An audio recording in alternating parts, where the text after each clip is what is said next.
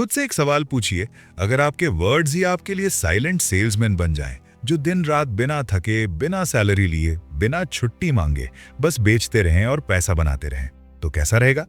पागलपन लगता है ना? लेकिन यही तो असली माया है एडवर्टाइजिंग की।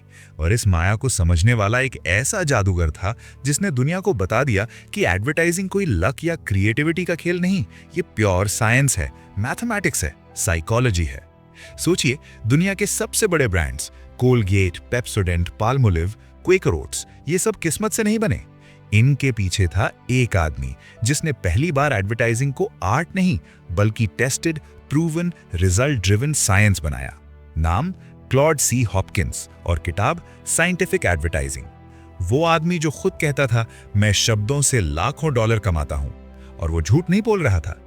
ये कोई मोटिवेशनल किताब नहीं है जहां बड़े बड़े वादे हों। ये कोई इमेजिनेशन या क्रिएटिविटी का लेक्चर भी नहीं है जिसमें आपको कहा जाए कि बस सोचो और हो जाएगा। नहीं, ये किताब आपको सिखाती है उन प्रिंसिपल्स को जो हर युग में काम करते हैं। लोग क्यों खरीदते हैं, दिमाग से या दिल से? कौन सा वर्ड पैसा बनाता है और कौन सा आपके पैसे डुबोता है? किस हेडलाइन पर लोग रुकते हैं और किस पर स्क्रॉल करते रहते हैं? और कैसे एक छोटा सा बदलाव, सिर्फ एक सेंटेंस का फेरबदल आपकी सेल्स को कई गुना बढ़ा सकता है। हॉपकिंस एक जगह कहते हैं, एडवर्टाइजिंग इज मल्टीप्लाइड सेल्समैनशिप, यानी जो काम एक सेल्समैन फेस टू फेस करता है, ट्रस्ट बनाना, समझाना, कन्विंस करना, वही काम आपके वर्ड्स करते हैं। बस फर्क इतना है कि ये वर्ड्स लाखों लोगों से एक साथ एक ही समय में हर जगह बात करते हैं। यही ताकत है शब्दों की, यही मैजिक है मार्केटिंग का। लेकिन असली बात यह है कि आप जानते हैं कि आपके हर शब्द का एक प्राइस टैग है। हर हेडलाइन, हर ऑफर, हर कॉल टू एक्शन या तो आपके लिए पैसा बना रहा है या बर्बाद कर रहा है। और हॉपकिंस ने अपनी पूरी जिंदगी इसी को समझने, टेस्ट करने और सिखाने में लगाई। अगर आप बिजनेस करते हैं और चाहते हैं कि लोग खुद ब खुद आपसे खरीदें, मार्केटिंग सीखना चाहते हैं, रियल मार्केटिंग न कि थ्योरी, कंटेंट बनाते हैं और चाहते हैं कि हर पोस्ट, हर वीडियो, हर लाइन कन्वर्ट करे, यूट्यूब, इंस्टाग्राम, फेसबुक एड्स या किसी भी प्लेटफॉर्म से पैसा कमाना चाहते हैं, या सिर्फ ये समझना चाहते हैं कि आप खुद क्यों खरीदते हैं, क्या ट्रिगर होता है आपके भीतर, तो ये वीडियो आपके लिए गेम चेंजर साबित हो सकता है। सच में, क्योंकि हॉपकिंस आपको सिखाते हैं वो इनविजिबल रूल्स जो हर एड के पीछे काम करते हैं, चाहे वो 1920 की न्यूज़पेपर एड हो या 2025 की इंस्टाग्राम रील। क्योंकि आज हम इस वीडियो में जानेंगे वो टाइमलेस प्रिंसिपल्स जो 100 साल पहले भी काम करते थे और आज डिजिटल वर्ल्ड में भी उतने ही डेडली और पावरफुल हैं। वो सीक्रेट्स जिन्हें जानकर ब्रांड्स ने अरबों कमाए और आप भी कमा सकते हैं। तो ऑडियो बुक को स्किप मत कीजिए, क्योंकि हो सकता है आज आप एडवर्टाइजिंग नहीं सीख रहे हों, बल्कि पैसा बनाने का सबसे पुराना, सबसे प्रूवन तरीका सीख रहे हों। वो तरीका जो कभी आउटडेटेड नहीं होता, वो साइंस जो हमेशा काम करती है। तो चलिए शुरू करते हैं क्लॉड हॉपकिंस की दुनिया में, जहां हर शब्द एक सिक्का है। अध्याय 1, विज्ञापन कैसे लिखें जब शब्द बिक्री की मशीन बन जाएं। क्लाउड हॉपकिंस का एक बेहद दिलचस्प विश्वास था। विज्ञापन कोई कविता या कला प्रदर्शन नहीं है, बल्कि ये एक सटीक विज्ञान है जिसे गणित की तरह मापा और परखा जा सकता है। उनके लिए हर विज्ञापन एक मूक विक्रेता यानी साइलेंट सेल्समैन था, जो 24 घंटे काम करता है और हजारों लोगों को एक साथ अपनी बात सुनाता है। यहाँ मजे की बात यह है कि ज्यादातर लोग सोचते हैं कि विज्ञापन का काम लोगों को प्रभावित करना या एंटरटेन करना है, लेकिन हॉपकिंस का मानना था कि विज्ञापन का एकमात्र उद्देश्य बिक्री बढ़ाना है, बस, और कुछ नहीं। वे कहते थे कि सफल विज्ञापनदाता वे नहीं जो क्रिएटिव हैं, बल्कि वे हैं जो इंसानी मनोविज्ञान के गहरे खिलाड़ी हैं। ग्राहक क्या चाहता है, उसकी क्या समस्या है और आपका प्रोडक्ट उस समस्या का समाधान कैसे बन सकता है, यही असली कला है। हॉपकिंस विज्ञापन लेखन में व्यक्तिगत राय या अनुमान के सख्त खिलाफ थे। उनका गोल्डन रूल था, केवल परीक्षण किए गए तथ्य और ठोस परिणाम ही मायने रखते हैं। मतलब, अगर कोई हेडलाइन या मैसेज काम नहीं कर रहा और बिक्री नहीं बढ़ा रहा, तो चाहे वो कितना भी सुंदर क्यों न लगे, वो बेकार है। ये अप्रोच आज भी उतनी ही प्रासंगिक है जितनी हॉपकिंस के जमाने में थी, क्योंकि अंत में विज्ञापन एक निवेश है और हर निवेश का सीधा सवाल है, ये मुझे कितना रिटर्न देगा। अध्याय 2, सिर्फ बिक्री कर्मी नहीं, छपा हुआ जादूगर। विज्ञापन को एक प्रिंटेड बिक्री कर्मी की तरह काम करना चाहिए, लेकिन एक ऐसा बिक्री कर्मी जो कभी थकता नहीं, कभी हार नहीं मानता और हर पल हजारों लोगों से एक साथ बात कर सकता है। सोचिए, जिस तरह एक कुशल सेल्समैन आपकी आंखों में झांकता है, आपकी समस्याओं को समझता है और फिर ठीक वही समाधान सामने रखता है जो आपको चाहिए, बिल्कुल वैसे ही आपका विज्ञापन भी काम करना चाहिए। फर्क सिर्फ इतना है कि ये कागज पर छपा होता है, लेकिन इसकी धड़कन उतनी ही असली होनी चाहिए। हॉपकिंस इस बात पर जोर देते हैं कि विज्ञापन की भाषा सरल, सीधी और पूरी तरह ग्राहक केंद्रित होनी चाहिए। कोई घुमावदार शब्द नहीं, कोई दिखावटी वाक्य नहीं, बस सीधे दिल पर वार। क्योंकि असली दुनिया में लोगों के पास समय नहीं है कि वे आपकी शायरी या चतुराई को समझने में वक्त बर्बाद करें। उन्हें चाहिए जवाब, फायदे और एक ठोस वजह कि वे अपनी जेब से पैसे निकालें। एक विज्ञापन दाता का काम है कि वो उस वजह को इतनी साफ गोई से पेश करे कि ग्राहक को लगे, हाँ, यही तो मुझे चाहिए था। और सबसे महत्वपूर्ण बात जो हॉपकिंस बार बार याद दिलाते हैं वो ये है कि आप यहाँ पैसे कमाने के लिए हैं, प्रशंसा बटोरने के लिए नहीं। अगर आपका विज्ञापन किसी अवार्ड सेरेमनी में तालियां बटोरता है लेकिन बिक्री नहीं बढ़ाता, तो वो एक खूबसूरत असफलता है, ज्यादा कुछ नहीं। एक सफल विज्ञापन वो है जो कैश रजिस्टर में आवाज करवाए, ना कि सिर्फ आपके ईगो को सहलाए। क्योंकि अंत में बिजनेस की भाषा सिर्फ एक होती है, रिजल्ट्स। अध्याय 3, सेवा प्रदान करना। ग्राहक ही राजा है। सफल विज्ञापन का रहस्य एक सरल सत्य में छिपा है, ग्राहकों को सेवा प्रदान करना। जब आप किसी विज्ञापन को देखते हैं तो याद रखिए कि उपभोक्ता केवल ये जानना चाहते हैं, इससे मेरा क्या फायदा। वे आपके उत्पाद की शानदार विशेषताओं में नहीं, बल्कि उन समाधानों में रुचि रखते हैं जो आप उनकी समस्याओं के लिए लेकर आ रहे हैं। एक चतुर विज्ञापन दाता उत्पाद के लाभों और उपयोगिताओं को इतनी स्पष्टता से प्रस्तुत करता है कि ग्राहक खुद को उस अनुभव में देखने लगता है। हॉपकिंस का स्वर्णिम नियम यह है कि विज्ञापन में स्वार्थ की गंध भी नहीं होनी चाहिए। जो कंपनियां अपने मुनाफे से पहले ग्राहकों की सेवा को प्राथमिकता देती हैं, वे न केवल तत्काल बिक्री में सफल होती हैं, बल्कि दीर्घकालिक विश्वास और वफादारी भी अर्जित करती हैं। ये परोपकार की भावना ही है जो किसी ब्रांड को साधारण से असाधारण बना देती है। आखिरकार जब आप दिल से ग्राहकों की मदद करते हैं तो सफलता अपने आप आपका दरवाजा खटखटाती है। अध्याय 4, मेल ऑर्डर विज्ञापन, जहां झूठ नहीं चलता। अगर विज्ञापन की दुनिया में कोई सबसे ईमानदार शिक्षक है तो वो है मेल ऑर्डर विज्ञापन। ये क्षेत्र विज्ञापन विज्ञान की सबसे कठोर प्रयोगशाला है, जहां हर दावे को तुरंत परखा जाता है। मेल ऑर्डर की खूबसूरती ये है कि इसके परिणाम बिल्कुल स्पष्ट और मापने योग्य होते हैं। या तो ग्राहक ने ऑर्डर दिया या नहीं दिया, कोई भी अस्पष्टता, कोई भी बहाना यहां नहीं चलता। इस क्षेत्र में काम करने वाले विज्ञापन दाताओं ने कड़वे अनुभव से सीखा है कि कौन सी रणनीतियां वास्तव में काम करती हैं और कौन सी केवल कागज पर अच्छी लगती हैं। जब हर शब्द, हर तस्वीर और हर ऑफर का सीधा असर आपकी जेब पर पड़ता है, तब आप क्रिएटिव होने से पहले इफेक्टिव होना सीख जाते हैं। हॉपकिंस का दृढ़ विश्वास था कि मेल ऑर्डर में सीखे गए पाठ सार्वभौमिक हैं। चाहे आप न्यूज़पेपर में विज्ञापन दें, बिलबोर्ड लगाएं या डिजिटल कैंपेन चलाएं, ये वो स्कूल है जहां हर विज्ञापन दाता को कम से कम एक बार दाखिला लेना चाहिए, क्योंकि यहां आपको सिखाता है खुद बाजार, न कि कोई सिद्धांत। अध्याय 4, शीर्षक, पहली मुलाकात, आखिरी मौका। विज्ञापन की दुनिया में हेडलाइन वो पहला हाथ मिलाना है जो या तो ग्राहक को आपकी ओर खींच लेता है या हमेशा के लिए दूर धकेल देता है। सोचिए, अखबार के एक पन्ने पर दर्जनों विज्ञापन हैं। आपका शीर्षक ही वो चुंबक है जो पाठक की नजर को रोकता है। एक शक्तिशाली हेडलाइन सिर्फ ध्यान आकर्षित नहीं करता, बल्कि सही दर्शकों को चुनता है और उन्हें यह एहसास दिलाता है कि यह संदेश मेरे लिए है। हॉपकिंस की सलाह बेहद व्यावहारिक है। शीर्षक में या तो ताजा समाचार होना चाहिए या फिर कोई ऐसा ठोस लाभ जिसे पाठक अनदेखा न कर सके। चतुराई और शब्दों के खेल से बचिए।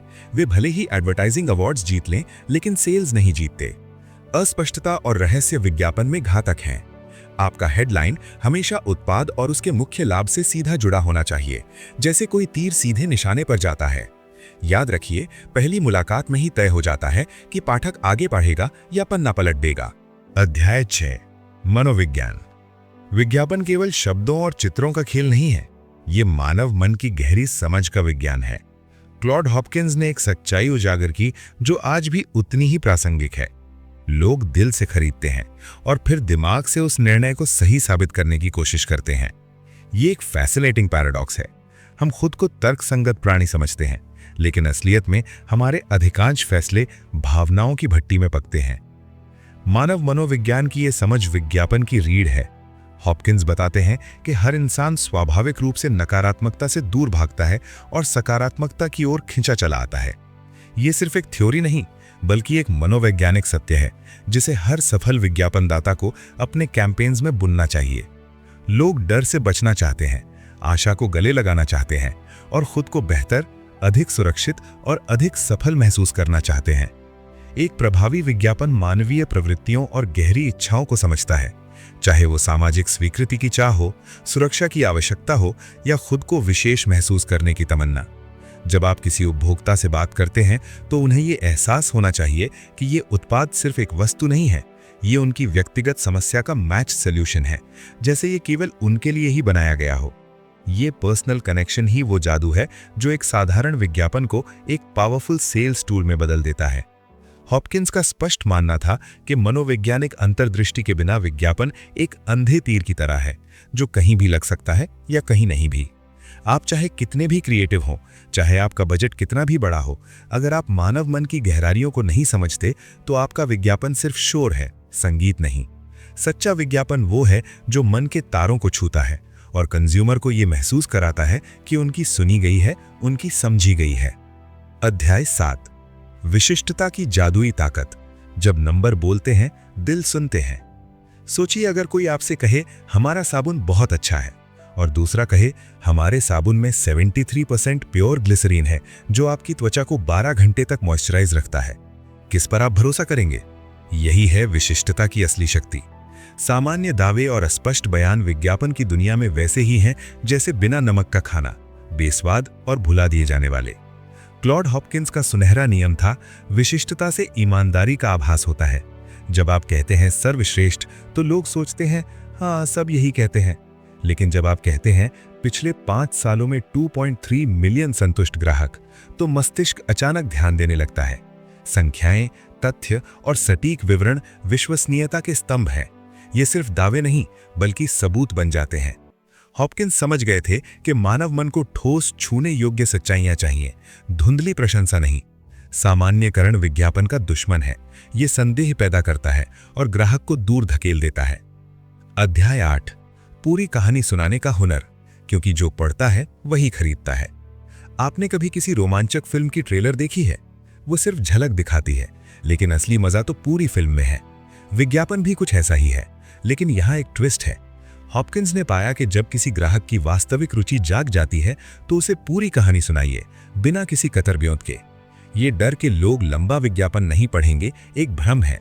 सच तो ये है कि जो पूरा विज्ञापन पढ़ते हैं वही आपके असली पोटेंशियल कस्टमर्स हैं। बाकी लोग तो वैसे भी खरीदने वाले नहीं थे।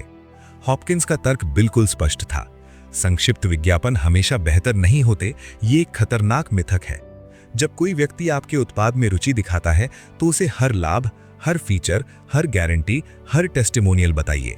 अधूरी जानकारी संदेह का बीज बोती है और संदेह सेल्स का सबसे बड़ा दुश्मन है।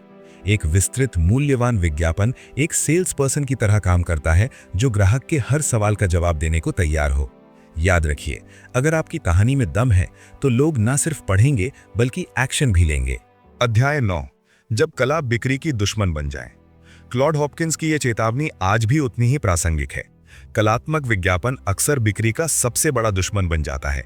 सोचिए, आपने लाखों रुपए खर्च किए एक खूबसूरत अवार्ड विनिंग विज्ञापन बनाने में, लेकिन ग्राहक उसे देखकर वाह तो करता है पर खरीदता कुछ नहीं। यही वो जाल है जिसमें ज्यादातर एडवर्टाइजर्स फंस जाते हैं। विज्ञापन का असली उद्देश्य बेचना है, न कि किसी आर्ट एग्जीबिशन में पुरस्कार जीतना। फैंसी डिजाइन्स, रंग बिरंगी सजावट और क्रिएटिव जिम्नास्टिक्स अक्सर असली संदेश को डुबो देते हैं, ग्राहक को कंफ्यूजन में डाल देते हैं। एक सादा, सीधा और स्पष्ट संदेश जो उत्पाद के लाभ को क्रिस्टल क्लियर तरीके से बताए, वही सबसे ज्यादा धमाकेदार परिणाम देता है। चित्र और ग्राफिक्स तभी इस्तेमाल करें जब वे सीधे उत्पाद के फायदे को डेमोन्स्ट्रेट करें, न कि सिर्फ पेज को भरने के लिए। याद रखिए, कला को बिक्री की सेवक होना चाहिए, मालिक नहीं। जिस दिन आपका क्रिएटिव ईगो आपकी सेल्स स्ट्रैटेजी पर हावी हो जाता है, उस दिन आपका कैंपेन फेल होना तय है। अध्याय 11, हर रुपए का हिसाब, लागत प्रभावी रणनीतियों का खेल। एडवर्टाइजिंग की दुनिया में सबसे बड़ा सच ये है, हर खर्च किया गया रुपया अपना हिसाब मांगता है। हॉपकिंस का गोल्डन रूल बिल्कुल सीधा है, हर विज्ञापन खर्च को उसके ठोस परिणामों से मेजर करो। महंगे बिलबोर्ड कैंपेन्स और फ्लैशी टेलीविजन एड्स तभी जस्टिफाइड हैं जब वे मेजरेबल रिटर्न्स दें। हॉपकिंस ने जो स्ट्रैटेजीज बताई हैं वे आज भी गेम चेंजर्स हैं। मुफ्त सैंपल्स ग्राहक को बिना रिस्क के प्रोडक्ट ट्राई करने देते हैं, ट्रायल ऑफर्स उन्हें कॉन्फिडेंस देते हैं और मनी बैक गारंटीज उनके सारे डाउट्स मिटा देते हैं। ये टैक्टिक्स एक्सपेंसिव लग सकती हैं, लेकिन लॉन्ग टर्म में ये कस्टमर ट्रस्ट बनाती हैं और रिपीट सेल्स लाती हैं। सबसे महत्वपूर्ण बात, हर रणनीति को टेस्ट करें, हर कैंपेन के रिजल्ट्स को ट्रैक करें और केवल वही करते रहें जो प्रूवन तरीके से प्रॉफिटेबल हो। गट फीलिंग पर काम करना बंद करो, डेटा पर भरोसा करो। विज्ञापन एक व्यवसाय है, रोमांटिक कला नहीं, और इसे स्ट्रिक्ट व्यावसायिक सिद्धांतों पर चलना चाहिए। जो कैंपेन्स पैसा नहीं बना रहे उन्हें तुरंत बंद करो और जो काम कर रहे हैं उनमें डबल डाउन करो। यही है स्मार्ट एडवर्टाइजिंग का असली मंत्र। अध्याय 11, सूचना सफलता की असली नींव।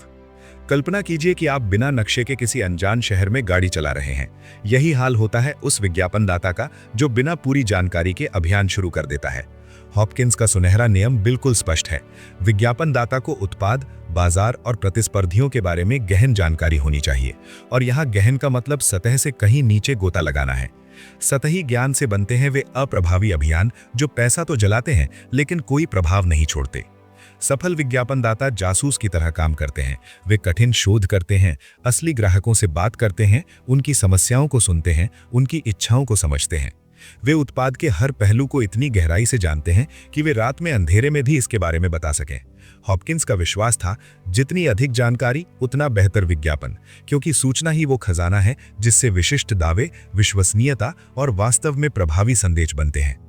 अनुमान और धारणा पर बनाया गया विज्ञापन रेत पर बनाए गए घर जैसा है, पहली ही चुनौती में ढह जाता है। याद रखिए, जानकारी शक्ति है और विज्ञापन में तो ये सोने से भी कीमती है। अध्याय 12, रणनीति विज्ञापन, जीत की शतरंजी चाल। विज्ञापन की दुनिया शतरंज के खेल जैसी है, हर चाल सोच समझकर, हर कदम रणनीति के साथ। कोई भी दो अभियान एक जैसे नहीं हो सकते, क्योंकि हर बाजार, हर उत्पाद और हर स्थिति अपनी अनूठी कहानी लेकर आती है। हॉपकिंस की प्रतिभा ये समझने में थी कि कभी कभी आपको नई आदतें बनानी होती हैं लोगों में, तो कभी सदियों पुरानी आदतों को चुनौती देकर बदलना होता है। और ये दोनों काम बिल्कुल अलग कौशल मांगते हैं। प्रतिस्पर्धा को समझना मतलब सिर्फ उनके एड्स देखना नहीं, बल्कि उनकी ताकत, उनकी कमजोरियां, उनकी रणनीति को पढ़ना है और फिर अपने उत्पाद को इस तरह अलग दिखाना है कि वो भीड़ में चमकता सितारा बन जाए। एक अच्छी रणनीति तात्कालिक परिणामों के पीछे भागने से नहीं बनती, ये दीर्घकालिक सोच, बाजार की गहरी समझ और धैर्य से आती है। हॉपकिंस कहते हैं कि जल्दबाजी में लिए गए फैसले टेम्पररी विन्स दे सकते हैं, लेकिन स्थायी सफलता चाहिए तो मजबूत नींव पर टिकी रणनीति बनाइए, क्योंकि आखिर में वही ब्रांड जीतता है जिसकी स्ट्रैटेजी में सब्सटेंस हो, सिर्फ शो नहीं। अध्याय 13, सकारात्मकता की शक्ति, जो आकर्षित करती है वही बिकती है। क्या आपने कभी गौर किया है कि मत करो सुनते ही दिमाग सबसे पहले वही करना चाहता है? यही विज्ञापन की सबसे बड़ी सीख है। हॉपकिंस ने दशकों पहले समझ लिया था कि नकारात्मक संदेश लोगों को दूर नहीं बल्कि भगाते हैं।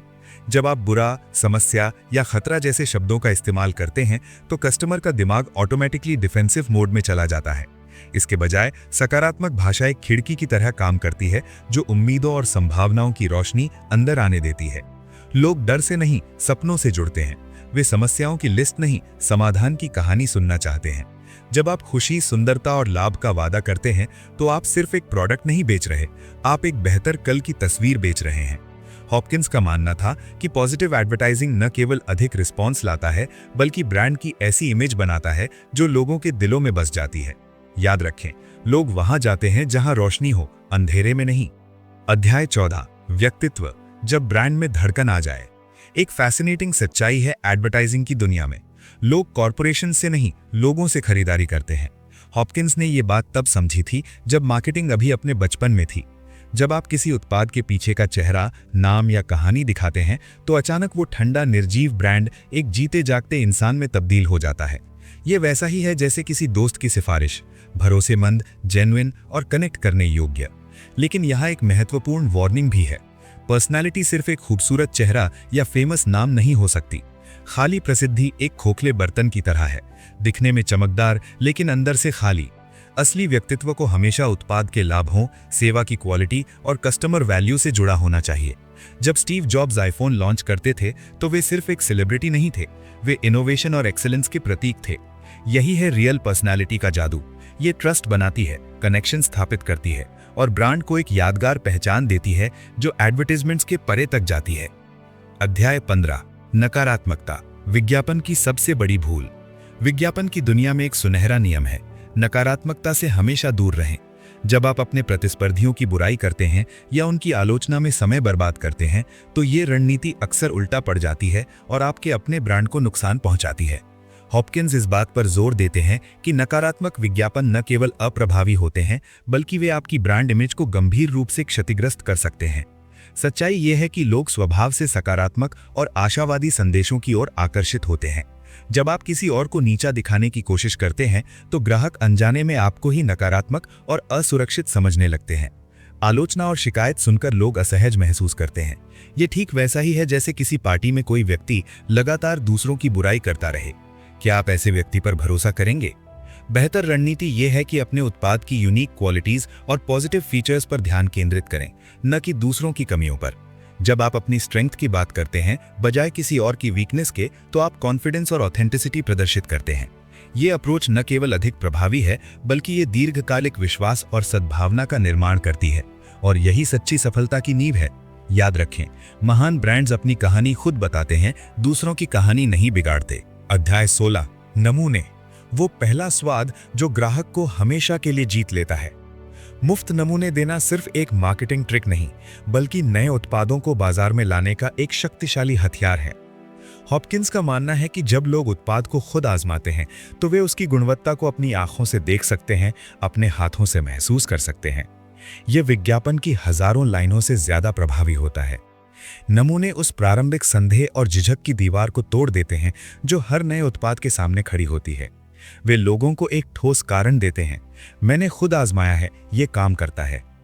लेकिन यहाँ एक बड़ी चेतावनी है, नमूने तभी जादू की तरह काम करते हैं जब आपका उत्पाद वास्तव में उत्कृष्ट हो। अगर उत्पाद औसत दर्जे का या खराब है तो मुफ्त नमूने आपके लिए आत्मघाती साबित हो सकते हैं। वे केवल आपकी कमजोरियों को पूरे बाजार के सामने उजागर कर देंगे। इसलिए नमूना रणनीति को सावधानीपूर्वक योजनाबद्ध और निष्पादित किया जाना चाहिए।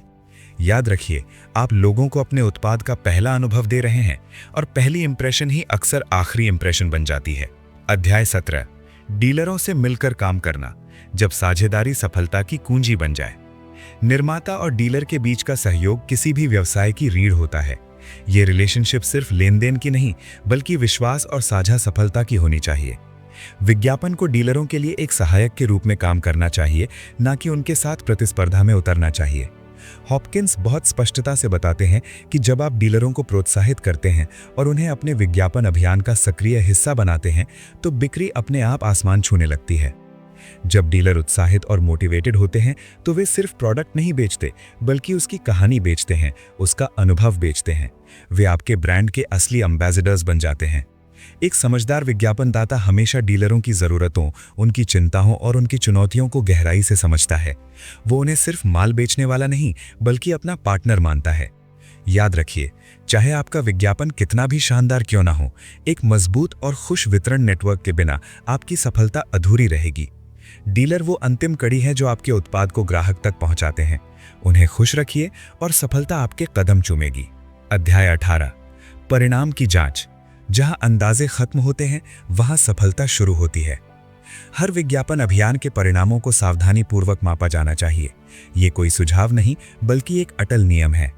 हॉपकिंस बेहद स्पष्ट शब्दों में कहते हैं कि हनुमान से काम करना व्यापार में आत्महत्या के समान है। जिस तरह एक डॉक्टर बिना जांच के इलाज नहीं करता, उसी तरह एक समझदार विज्ञापनकर्ता बिना माप के पैसा नहीं लगाता। आपके हर रुपए का हिसाब होना चाहिए। प्रत्येक विज्ञापन की लागत और उससे उत्पन्न बिक्री को ट्रैक करना उतना ही जरूरी है जितना किसी दुकानदार के लिए अपना खाता बही रखना। विभिन्न दृष्टिकोणों का परीक्षण करें और निर्मम ईमानदारी से देखें कि क्या काम करता है और क्या नहीं। शायद आपकी हेडलाइन आपको शानदार लगती हो, लेकिन अगर वो बिक्री नहीं ला रही तो वो सिर्फ एक खूबसूरत नाकामी है। डेटा और तथ्य राय से 1000 गुना अधिक महत्वपूर्ण है। ये बाजार का गणित है, भावनाओं का खेल नहीं। आपकी पसंद मायने नहीं रखती, ग्राहक की पसंद मायने रखती है, और वो अपनी पसंद अपने पैसे से बताता है। जो काम करता है उसे दोहराएं, जो नहीं करता उसे तुरंत बदलें। इसमें कोई अहंकार या जिद नहीं चलनी चाहिए। सफल विज्ञापनकर्ता वो नहीं जो कभी गलती नहीं करता, बल्कि वो है जो अपनी गलतियों से जल्दी सीखता है। परीक्षण और माप के बिना आप अंधेरे में तीर चला रहे हैं और उम्मीद कर रहे हैं कि निशाना लग जाए। वैज्ञानिक विज्ञापन का मतलब ही है मापने योग्य परिणाम। अगर आप इसे माप नहीं सकते तो आप इसे इंप्रूव भी नहीं कर सकते। याद रखिए, व्यापार में अंधविश्वास की जगह नहीं है, सिर्फ प्रूफ की जगह है। अध्याय 19, डीलरों को मदद करना। साझेदारी में ही सफलता का राज। कोई भी निर्माता अकेले सफल नहीं हो सकता। ये वो सच्चाई है जिसे क्लॉड हॉपकिंस ने बखूबी समझा था। आपके डीलर महज प्रोडक्ट्स बेचने वाले लोग नहीं हैं, बल्कि वे आपके ब्रांड के असली चेहरे हैं। वे योद्धा हैं जो मैदान में उतरकर आपकी लड़ाई लड़ते हैं।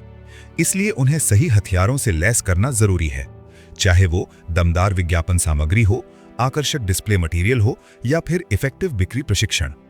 जब आप अपने डीलरों में निवेश करते हैं तो वास्तव में आप अपने भविष्य में निवेश कर रहे होते हैं। हॉपकिंस का मानना था कि निर्माता और डीलर का रिश्ता एक सिम्बायोटिक रिलेशनशिप है। जब डीलर फलते फूलते हैं तो निर्माता भी ऊंचाइयों को छूता है। ये एक ऐसी पार्टनरशिप है जहां दोनों की किस्मत एक दूसरे से जुड़ी होती है। इसीलिए डीलरों को विशेष ऑफर्स, आकर्षक इंसेंटिव्स और मजबूत सपोर्ट सिस्टम देना सिर्फ उदारता नहीं, बल्कि स्मार्ट बिजनेस स्ट्रैटेजी है। जो कंपनियां अपने डीलर्स को सिर्फ एक डिस्ट्रीब्यूशन चैनल की तरह देखती हैं, वे बड़ी गलती करती हैं। असल में मजबूत डीलर नेटवर्क किसी भी दीर्घकालिक व्यवसाय की रीढ़ होता है। सहयोग और साझेदारी की ये भावना न सिर्फ दोनों पक्षों के लिए लाभदायक है, बल्कि ये एक ऐसा इकोसिस्टम बनाती है जहां सफलता मल्टीप्लाई होती है, डिवाइड नहीं। याद रखिए, जब आप अपने डीलर्स को ग्रो करने में मदद करते हैं तो आप एक्चुअली अपने एम्पायर को मजबूत कर रहे होते हैं। अध्याय 20, अच्छे व्यवसाय की नींव। विज्ञापन कोई जादू की छड़ी नहीं है जो किसी भी उत्पाद को रातों रात सफल बना दे। हॉपकिंस इस बात पर जोर देते हैं कि विज्ञापन को हमेशा अच्छे व्यावसायिक सिद्धांतों का पालन करना चाहिए। अतिशयोक्ति, झूठ या भ्रामक दावे शायद आपको कुछ दिनों के लिए अल्पकालिक लाभ दे सकते हैं, लेकिन ये आपके ब्रांड की साख को दीर्घकालिक रूप से नष्ट कर देंगे। एक बार विश्वास टूट गया तो उसे वापस पाना लगभग असंभव हो जाता है। हॉपकिंस का मानना है कि ईमानदारी और सत्यनिष्ठा किसी भी सफल विज्ञापन अभियान की रीढ़ है। ग्राहकों के साथ विश्वास का रिश्ता बनाना किसी भी व्यवसाय का असली आधार है। यह विश्वास एक दिन में नहीं बनता, ये धीरे धीरे लगातार अच्छे अनुभवों से निर्मित होता है। जो वादे आप अपने विज्ञापन में करते हैं वे आपको पूरे करने होंगे। अगर आप कहते हैं कि आपका प्रोडक्ट सबसे अच्छा है तो उसे वाकई सबसे अच्छा होना चाहिए। गुणवत्ता वाला उत्पाद और बेहतरीन कस्टमर सर्विस, यही दो चीजें हैं जो आपको दीर्घकालिक सफलता दिला सकती हैं।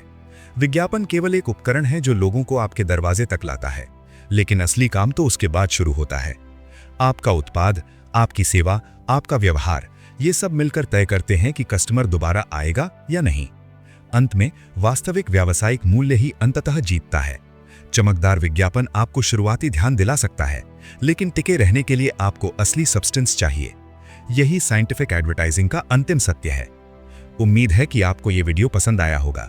अगर आपको पसंद आया है तो फिर कमेंट सेक्शन में कमेंट जरूर लिखें और चैनल को सब्सक्राइब जरूर कीजिए। मिलते हैं अगली वीडियो में। तब तक के लिए थैंक यू और टेक केयर।